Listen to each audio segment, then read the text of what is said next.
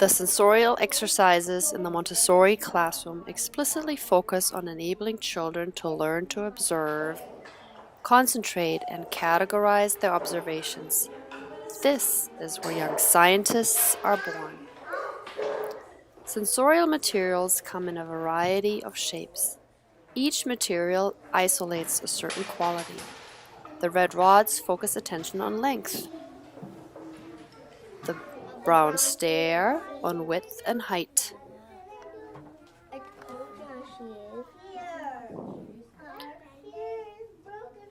Other materials, like these knobless cylinders, change in height and width simultaneously.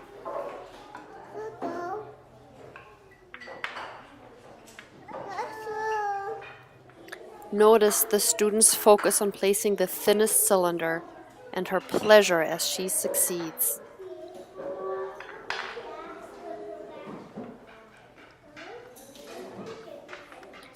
This little girl is comparing and matching the sounds made by shaking different cylinders. This girl is comparing musical tones and matching bells by the tones they produce.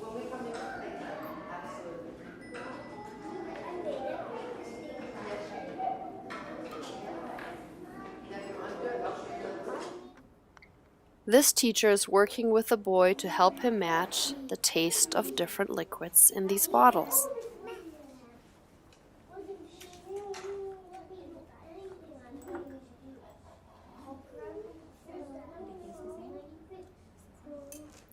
More advanced sensorial work introduces, for example, geometric shapes, such as here with the constructive triangles. And our toddlers start with simplified materials, such as, for example, these stacking cups.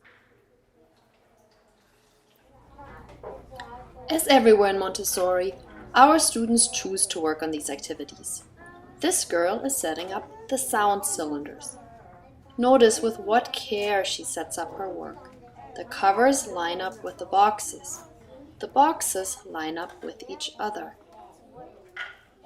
The cylinders line up in 2 straight rows.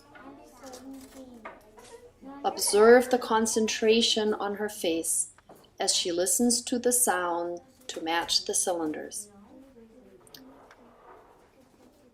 Once all cylinders are matched, she carefully replaces them in their boxes and returns them to the shelf. Notice that the girl does this work independently, without direct teacher guidance. This is possible because of the one-on-one presentations and careful preparation that the teacher does in advance. I see the pink towel on the picture. I think I see a classmate. Sensorial activities build in difficulty.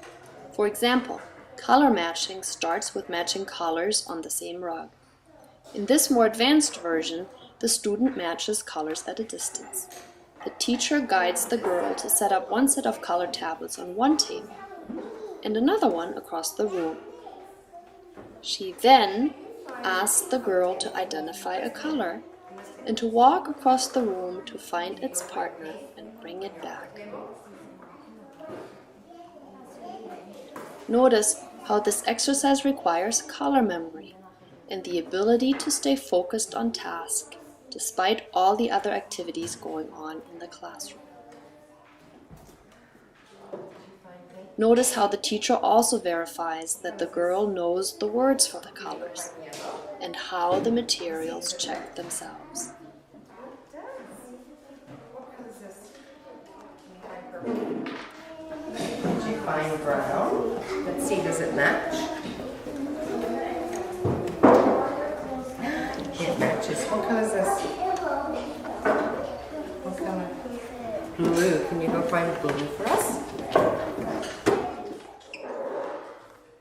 This quality of being self-correcting is also obvious with a pink tower.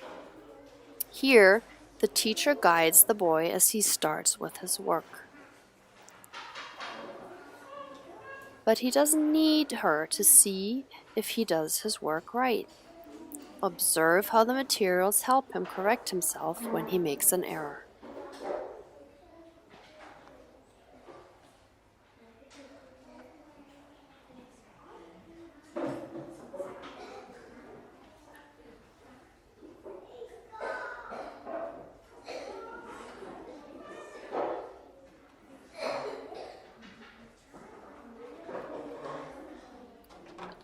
The trinomial cube is one of the more complex sensorial materials. It represents an advanced mathematical formula, which the students later encounter in Montessori Elementary. But it is also a challenging puzzle, which requires the student to apply skills he has learned before. He attends to color and size, and he has to concentrate to put the whole puzzle together. This is a great exercise to try when you visit a classroom. It'll give you an appreciation for how effortlessly this young girl solves a challenging puzzle.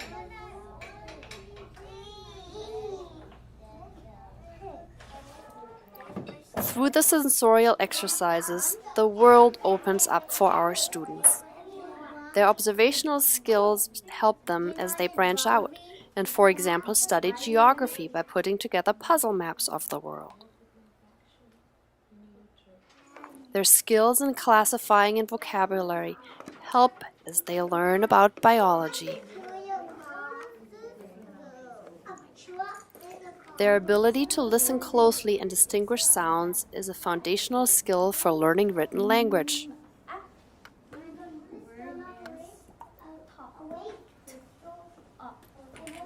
And learning to distinguish quantities is the foundation for mathematics, which take even kindergartners into the thousands and beyond in our Montessori classrooms. Thank you. 3,452 plus 1,321 equals 4,773. Just right.